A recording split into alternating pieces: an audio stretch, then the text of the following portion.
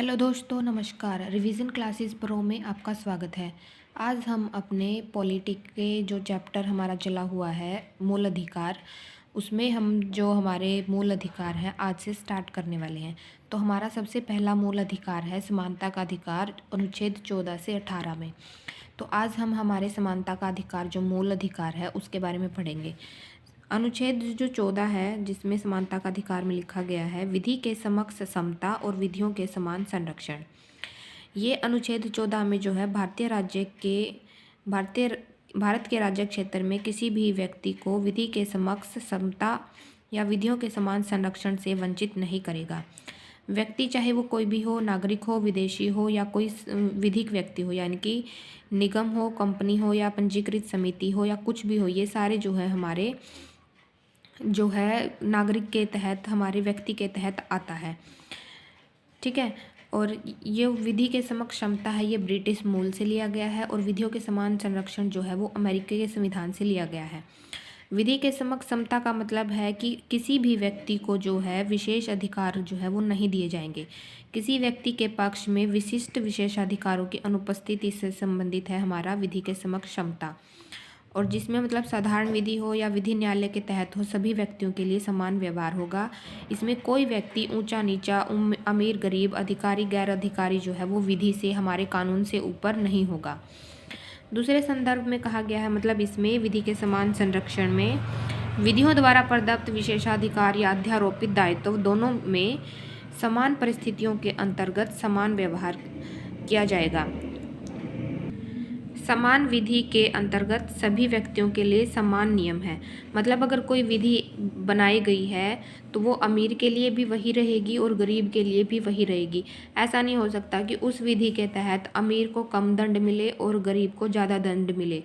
अगर विधि में सज़ा दी गई है तो चाहे वो अमीर हो चाहे गरीब हो, दोनों के लिए समान सज़ा होगी। तो इसलिए हमारा जो ये पहले वाला है, जो जिसके अंदर हमारे विशिष्ट अधिकारों की जो है अनुपस्थिति, मतलब किसी को विशिष्ट अधिकार नहीं दिए जाएंगे, ये नकारात्मक है। नहीं देना किसी को चीज़ें तो नकारात्मक होता है। और ये हमारा पॉजिटिव है, मतलब समान विधियों का समान संरक्षण, मतलब सभी को समान कानून के तहत समान समझा जाएगा। विधि का शासन, जो ये विधि का शासन है, विधि के समक्ष समता, ये जो विचार है विधि का शासन, ये हमारा जो ब्रिटिश न्यायविद थे A.V. डायसी, उनका दिया हुआ है। इसमें इनका मानना था कि ये हमारे संविधान का जो है मूल तत्व है। इसमें जो है 3 अवधारणाएं प्रस्तुत की गई हैं। पहली है, किसी भी व्यक्ति को विधि के उल्लंघन के सिवाय दंडित नहीं किया जाएगा। मतलब ऐसा नहीं होगा कि अगर कोई कानून नहीं बना किसी गलती के तहत, या मतलब अगर किसी व्यक्ति ने कोई गलत काम कर दिया और उसके खिलाफ कोई कानून नहीं बना है तो उसके लिए उसको दंडित नहीं किया जा सकता। तो ये वाला जो होता है, सिर्फ उन्हीं के लिए हमें दंडित किया जा सकता है जिसके खिलाफ हमारी विधि बनी है, जिस विधि का हमने उल्लंघन किया है। दूसरा है हमारा कि विधि के समक्ष समता अत्यावश्यक है।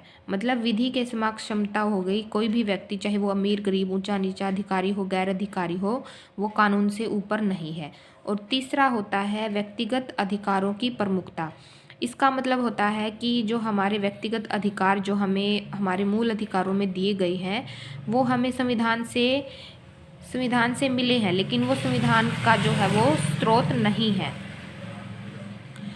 मेरा मतलब है कि संविधान ने वो हमें व्यक्तिगत अधिकार नहीं दिए, व्यक्तिगत अधिकारों से जो है वो हमारा संविधान बना है।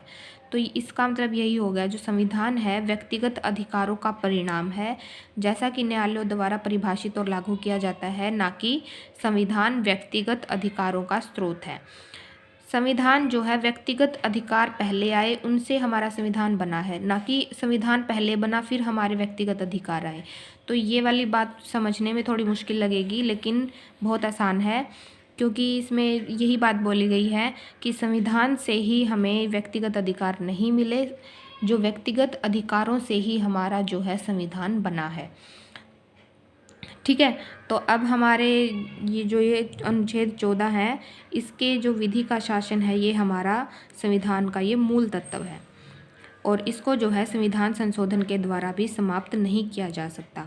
केशवानंदन भारती मामले में सुप्रीम कोर्ट ने फैसला दिया था कि जो संसद के द्वारा भी हमारा जो संविधान के मूल ढांचे को, जो मूल तत्व हैं, उनको ख़त्म नहीं किया जा सकता। तो ये हमारे संविधान का मूल तत्व है जिसको संविधान संशोधन के द्वारा या सरकार के द्वारा, किसी के द्वारा भी ख़त्म नहीं किया जा सकता। जो हमारे समानता के ये हमारे कुछ अपवाद हैं।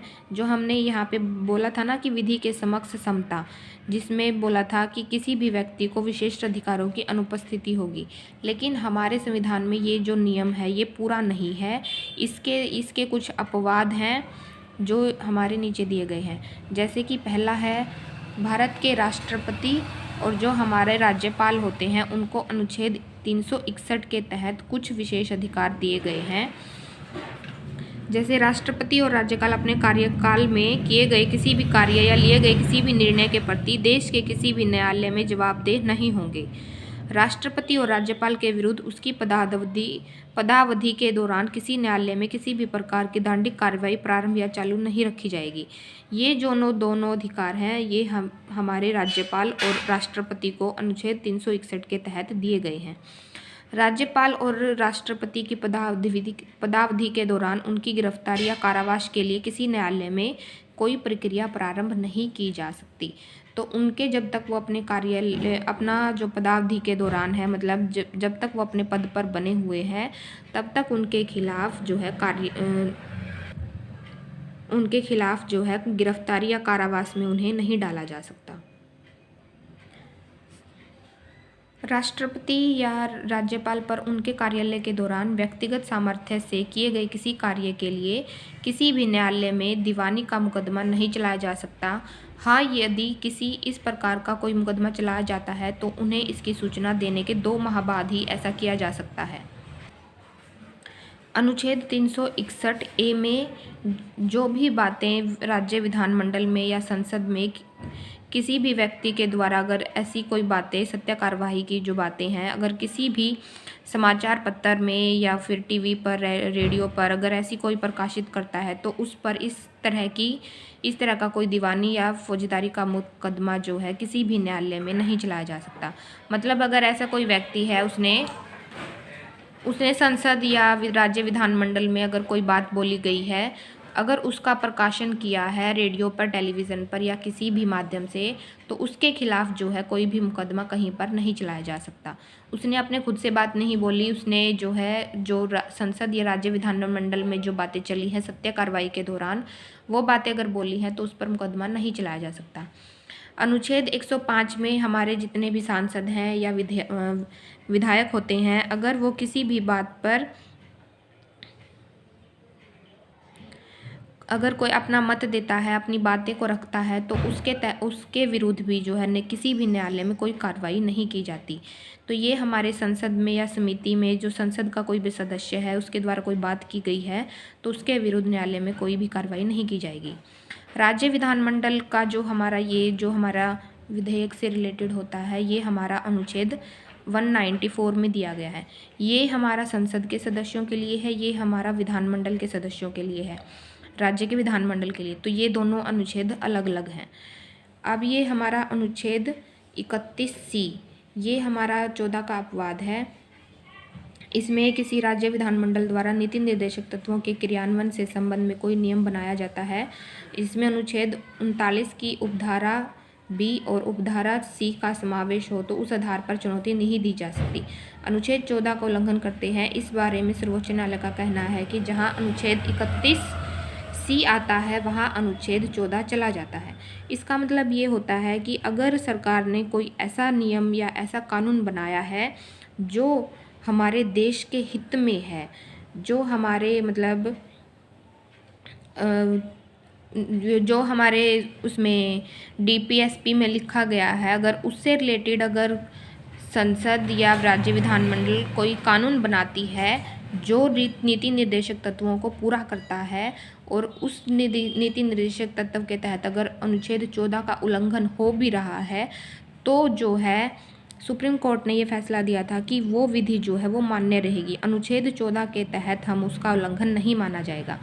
तो जब जहाँ पर जो हमारा अनुच्छेद 31C आएगा तो वहाँ से अनुच्छेद जो 14 है वो चला जाएगा, क्योंकि सरकार का भी दायित्व होता है कि वो जो हमारे DPSP में जितनी भी जो बातें लिखी गई हैं या नियम हमारे लिखे गए हैं, जो हमारा देश कैसा होगा उससे रिलेटेड बातें लिखी गई हैं, अगर सरकार उनको पूरा करने के लिए करने के लिए कोई कदम उठाती है और ये हमारे जो मूल अधिकार है उसके बीच में बाधा डालते हैं तो ये भी अच्छा नहीं होता। तो हमारे देश के विकास के लिए ज़रूरी होती हैं ये चीज़ें भी, तो इसलिए संविधान में ये बातें लिखी गई हैं। विदेशी संप्रभु शासक, राजदूत या कूटनीतिक व्यक्ति दीवानी फौजदारी मुकदमों से मुक्त होंगे। मतलब हमारे देश में जैसे अमेरिकी व्यक्ति रहते हैं जो दूतावास में रहते हैं, तो उनके खिलाफ जो है दीवानी या फौजदारी मुकदमे जो है वो नहीं चलाए जा सकते।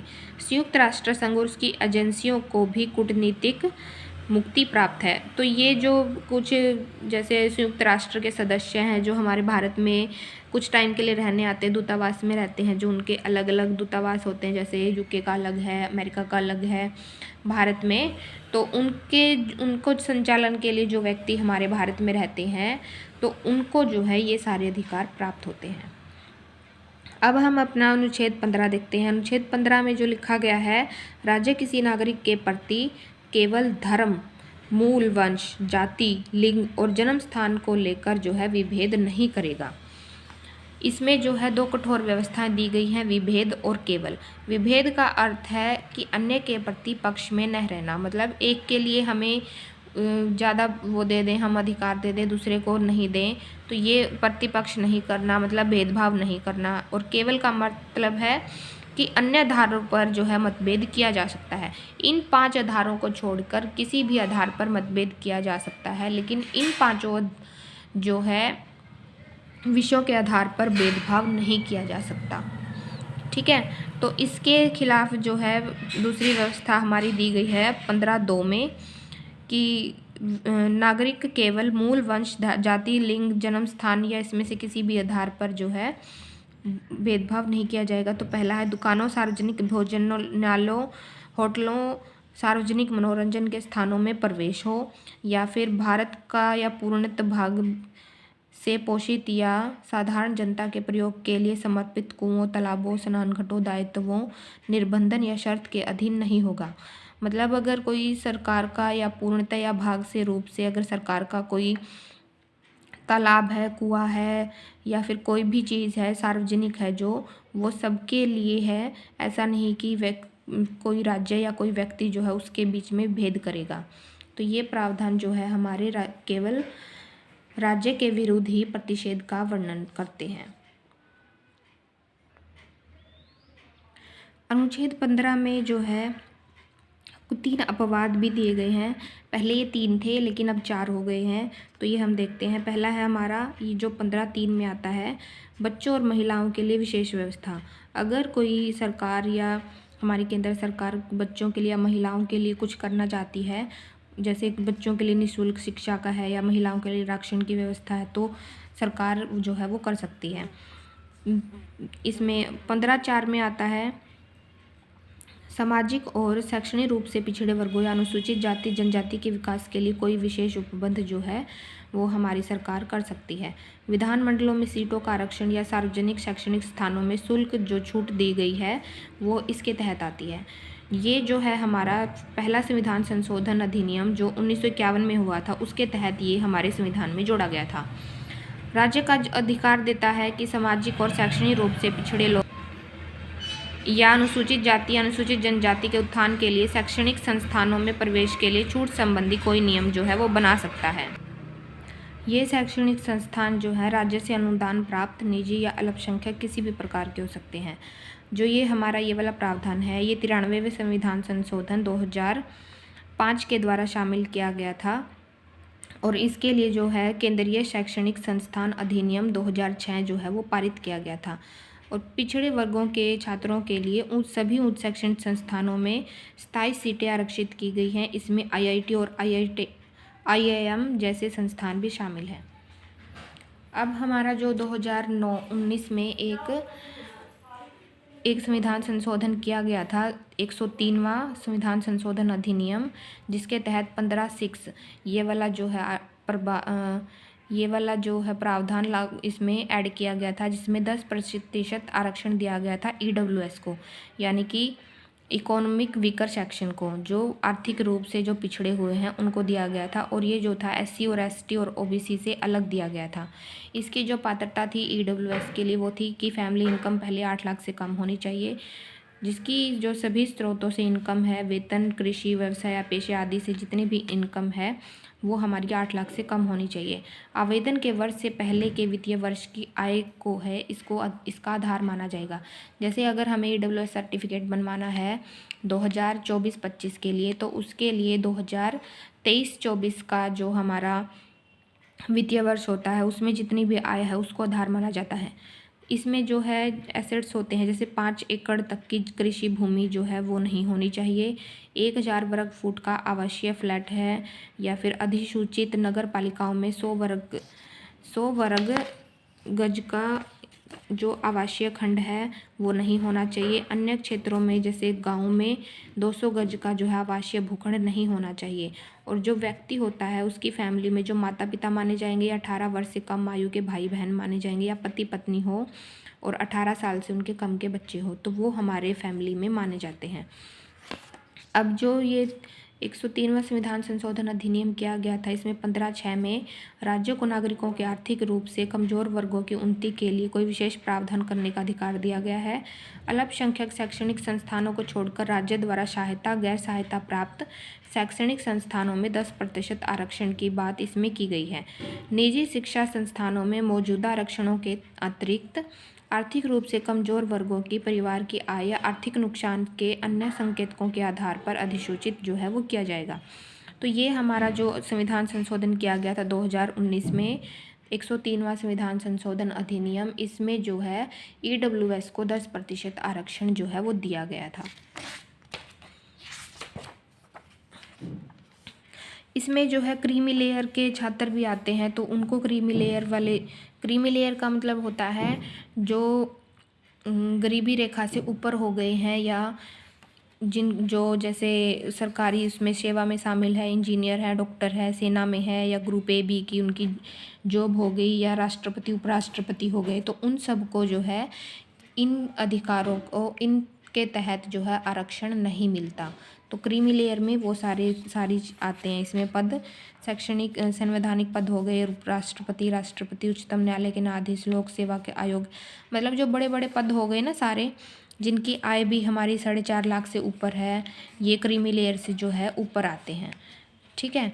अब जो हमारा अनुच्छेद 16 है, और जो समानता के अधिकार के हमारे 16, 17 और 18, ये 3 अनुच्छेद हम नेक्स्ट क्लास में पढ़ेंगे। अगर मैं इसी क्लास में कराने लगी तो वीडियो बहुत लंबी हो जाएगी, इसलिए हम ये सब अगली क्लास में पढ़ेंगे। अगर आपको वीडियो अच्छी लगे तो लाइक करें, चैनल को सब्सक्राइब करें, और कमेंट बॉक्स में अगर आपको कोई डाउट हो तो कमेंट कर